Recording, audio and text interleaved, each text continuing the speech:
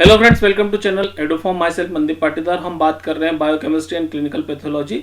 D pharm first year का ये subject है। इसमें unit second brief chemistry and role of protein के बारे में डिस्कशन हमारा चल रहा है। पार्ट सेकंड है। यूनिट फर्स्ट का हम एक वीडियो बना चुके हैं, उसके बाद यूनिट सेकंड में भी पार्ट फर्स्ट हम बना चुके हैं। डिस्क्रिप्शन बॉक्स में उस वीडियो की लिंक आपको मिल जाएगी। और एक नया चैनल है एडुएशन, जहां पर एडुकेशन और मोटिवेशन से रिलेटेड वीडियो आपको देखने को मिलेंगे। उस चैनल का लिंक भी आपको डिस्क्रिप्शन बॉक्स में मिल जाएगा। आप जाकर वो चैनल सब्सक्राइब कर सकते हैं। और आप में से जो चैनल पर नए हैं वो इस चैनल को सब्सक्राइब, लाइक और शेयर करें। ठीक है, हम बात करते हैं प्रोटीन की। प्रोटीन की जब हम बात कर रहे थे तो अभी तक हम brief chemistry and role of protein बात कर रहे हैं। आज हम बात करेंगे प्रॉपर्टीज ऑफ प्रोटीन। इसके पहले हम जो बात कर चुके हैं वो है introduction, definition, composition of protein और रोल या फंक्शन ऑफ प्रोटीन। आपसे कोई पूछता है तो वो हम बात कर चुके हैं। अभी हम बात करेंगे प्रॉपर्टीज ऑफ प्रोटीन। प्रोटीन की प्रॉपर्टी क्या क्या होती है। फिजिकल प्रॉपर्टी और केमिकल प्रॉपर्टी के बारे में हम बात करेंगे। यदि फिजिकल प्रॉपर्टी को देखते हैं, physical property of protein, colour और टेस्ट की बात होती है तो protein are colourless and tasteless. जितने भी प्रोटीन है वो कलरलेस और टेस्टलेस है। These are homogeneous and crystalline. Crystalline nature के होते हैं, होमोजीनियस नेचर के होते हैं। शेप और साइज की यदि बात करते हैं प्रोटीन की, तो the protein range in shape from simple crystalloid spherical to long fibrillar structure. ये क्या होता है, क्रिस्टल जैसे सॉलिड्स होते हैं या फिर लॉन्ग फाइबर जैसे लंबे होते हैं। तो मतलब इनका जो शेप होता है वो चेंज होता रहता है। Two shape have been recognise. दो शेप हमने रिकॉग्नाइज किए हैं साइंटिस्टों ने। वो क्या है, ग्लोब्यूलर प्रोटीन और फाइब्रिलर प्रोटीन। ग्लोब्यूलर प्रोटीन की यदि बात करते हैं तो these are spherical in shape. ये स्पेरिकल होते हैं and occurs mainly in plant. Plant में पाए जाते हैं, specially in seeds and leaf cells. Seeds और लीफ की सेल्स में पाए जाते हैं, मेनली प्लांट में पाए जाते हैं। स्फेरिकल शेप के होते हैं, इनको बोलते हैं हम ग्लोब्यूलर प्रोटीन्स। और फाइब्रिलर प्रोटीन्स की बात करेंगे, दीज आर थ्रेड लाइक और ellipsoidal in shape and occurs generally in animal muscles. Animal muscles में पाए जाते हैं, थ्रेड के लाइक के स्ट्रक्चर होते हैं, जैसे फाइब्रिनोजन और मायोसिन। ये एग्जांपल आपको याद रखना। अब यदि हम मॉलिक्यूलर वेट की बात करें तो मॉलिक्यूलर वेट हम पहले भी बोल चुके हैं कि ये बहुत कॉम्प्लेक्स मॉलिक्यूल होते हैं और इनका वेट कई गुना होता है, 6000 से मेनी मिलियन तक।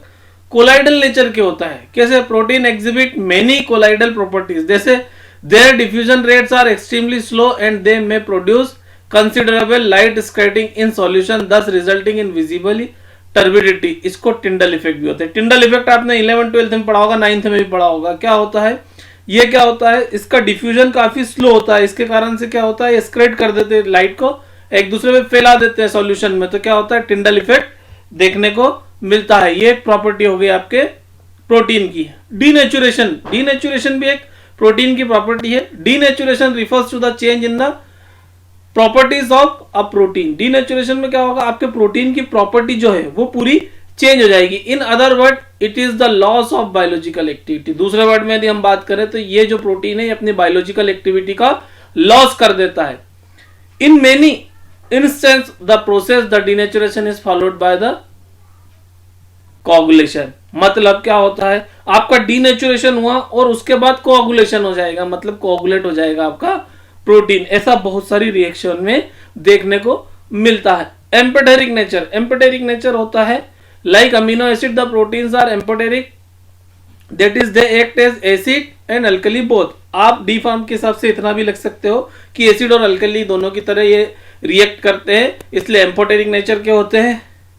आगे यदि आप समझना चाहते हैं तो this migrate in electric field and the direction of migration depends on the net charge possessed by the molecule. ये क्या, इलेक्ट्रिक फील्ड में माइग्रेट हो जाते हैं। माइग्रेट हो जाते हैं तो किस पर डिपेंड करता है, जो इलेक्ट्रिक चार्ज है मॉलिक्यूल का उस पर डिपेंड करता है। The net charge is influence by the pH value. अब जो नेट चार्ज की बात कर रहे हैं वो किससे इन्फ्लुएंस होता है, पीएच वैल्यू से। जैसा पीएच रहेगा वैसा रहेगा। Each protein has fix value of isoelectric point. एक फिक्स पॉइंट पे आइसोइलेक्ट्रिक पॉइंट होता है eight which it will move in an electric field. तब ये एक इलेक्ट्रिक फील्ड में मूव करते हैं। Ion binding capacity, ion binding capacity की बात करते हैं, the protein can form salt with both cation and anions based on their net charge. अब क्या हो गया, आयन बना लिए तो कैसे करेंगे, केटायन और एनायन दोनों के साथ वो बॉन्डिंग कर लेते हैं। ठीक है, सॉल्युबिलिटी की यदि बात करते हैं तो solubility of protein is influence by the pH. PH के कारण सॉल्युबिलिटी इंक्रीज होती है। Solubility is lowest at isoelectric point. Isoelectric point पे सॉल्युबिलिटी सबसे कम होती है and increase with the increasing acidity और अल्कलिनिटी। अब ये डिपेंड करेगा कि आपका प्रोटीन किस टाइप का है, ठीक है।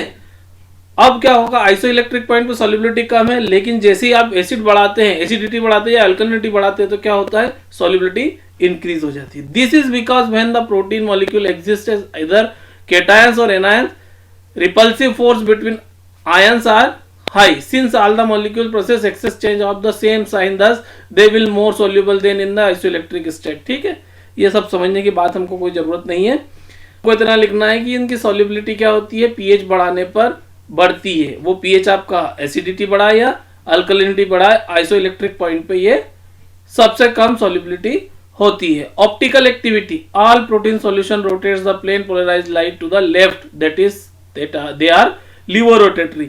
आपकी प्लेन पोलराइज्ड लाइट को जो प्रोटीन होते हैं वो लेफ्ट साइड पे एंटी क्लॉकवाइज रोटेट कर देते हैं, इसलिए हम उनको बोलते हैं लीवो रोटेटरी। अब केमिकल प्रॉपर्टी की बात करते हैं।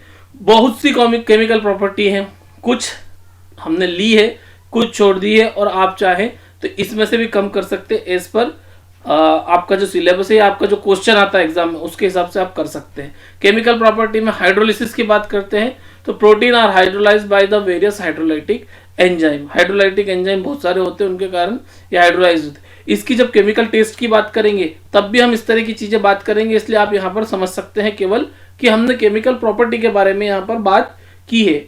Bye acidic agent protein upon hydrolysis with concentrate HCl, concentrate hydrochloric acid से जब हाइड्रोलाइज करते हैं, एसिड का जो आपकी नॉर्मलिटी होती है वो 6 से 12 नॉर्मल आपका एसिड रहेगा at 100 to 110 degree centigrade for 6 to 20 hours, 6 से 20 घंटे। ये क्या देता है हमको, amino acid in the form of their hydrochlorides. Amino acid देगा, लेकिन किसके काम में, हाइड्रोक्लोराइड्स के।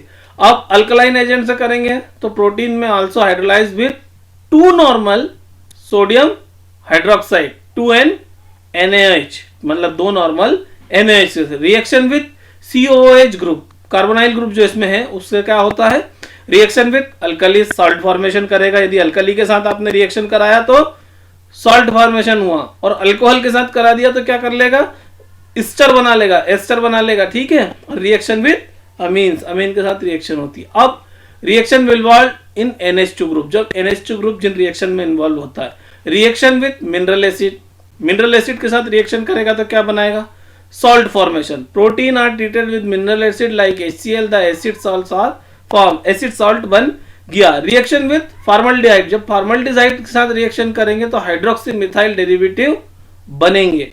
रिएक्शन विद बेंजल्डिहाइड, जब बेंजल्डिहाइड के साथ रिएक्शन करोगे तो Schiff base are form, Schiff base बनेंगे R1 R2 C के दोनों तरफ, कार्बन के दोनों तरफ आप यहां देख सकते हैं, कार्बन के दोनों तरफ R1 R2 C double NR dash, यहां पर R डैश जो आप देखेंगे ये कभी भी H नहीं होगा, आपको ये ध्यान रखना है। Reaction with nitrous oxide, reaction nitrous oxide के साथ करेंगे तो क्या करेगा, N2 गैस लिबरेट करेंगे, ठीक है, और करस्पॉन्डिंग अल्फा हाइड्रोक्सी एसिड देखेंगे। रिएक्शन विद एसिटाइलिंग एजेंट, एसाइलेशन हो जाएगा। रिएक्शन विद सेंगर्स रिएजेंट होती है, रिएक्शन विद डेंसाइल क्लोराइड के साथ भी ये रिएक्शन करते हैं। Reaction involving both COH and NH2, जब इन दोनों ग्रुप की रिएक्शन एक साथ होती है तो रिएक्शन विद ट्राइकीटो हाइड्रीनिन, हाइड्रीन हाइड्रेट यानी नीन हाइड्रीन, नीन हाइड्रीन की हम आगे भी रिएक्शन करेंगे और ये पूछा भी जाता है एग्जाम में, ठीक है। तो ये नीन हाइड्रीन के साथ रिएक्शन करते हैं आपके प्रोटीन, और reaction with phenyl isocyanate, phenyl isocyanate के साथ भी रिएक्शन करते हैं। जब फिनाइल आइसोसाइनेट के साथ रिएक्शन करेंगे तो hydantoin acid form which is can be converted to hydantoin, hydantoin बनाते हैं। हाइडेंटोइन क्या होता है, यूरिया का एक फॉर्म है, ठीक है। रिएक्शन विद फिनाइल आइसोथायोसाइनेट और एडमन रिएजेंट, इसके साथ भी रिएक्शन होती है। Reaction with phosgene, phosgene gas के साथ जब आप रिएक्शन करोगे तो क्या होगा, एन कार्बोक्सी कार्बोक्सी एनहाइड्राइड इस फॉर्म, कार्बोक्सी एनहाइड्राइड बनता है। Reaction with carbon disulphide, carbon disulphide के साथ रिएक्शन करेंगे तो 2 thiazolidone इज प्रोड्यूस्ड। ठीक है, अब हम बात करते हैं reaction involve in are group और साइड चेन। जो साइड चेन हमने बताई थी सी के यहाँ पर एक अल्फा उसके पे लगा रहता है तो वहां पर क्या आर ग्रुप होता है। तो फिर बायूरेट टेस्ट हम आगे पढ़ेंगे, xanthoproteic test, Millon's test, Folin's test, Sakaguchi test पूछा जाता है, और पॉली टेस्ट, एचलिल टेस्ट, ये सब टेस्ट एग्जाम्स में पूछी जाती है, हम आगे भी पढ़ेंगे। Reaction involves SH group, nitroprusside test हो जाएगी, red colour develops with sodium nitroprusside. Nitroprusside के साथ यदि सोडियम नाइट्रोप्रोसाइड के साथ रिएक्शन करते हैं हम प्रोटीन की तो क्या होता है, रेड कलर देते हैं। ठीक है, in dilute NH4OH, the test is specific for cysteine, cysteine के लिए स्पेसिफाइड है। फिर Sullivan test, cysteine develops red colour in the presence of sodium 1,2-नेप्थोन 4-सल्फोनेट एंड सोडियम हाइड्रोसल्फाइड। ठीक है, यह आपको इतना याद रखना है। सलिवान टेस्ट में भी आप बोल सकते हो cysteine develop red colour, cysteine red colour देता है। रेफरेंसेस की बात करेंगे तो डॉक्टर एन मुर्गेस सबसे बढ़िया बुक है, और फिर alvelbiology.co.uk, इस पर काफ़ी बेहतर नोट्स इसके दिए हैं। ठीक है, मुझे लगता है कि आपको आज का लेक्चर पसंद आया होगा। लाइक शेयर सब्सक्राइब करें, चैनल को सब्सक्राइब करें, बेल नोटिफिकेशन को प्रेस करें, नया जो चैनल है उसको भी सब्सक्राइब करें। Thank you.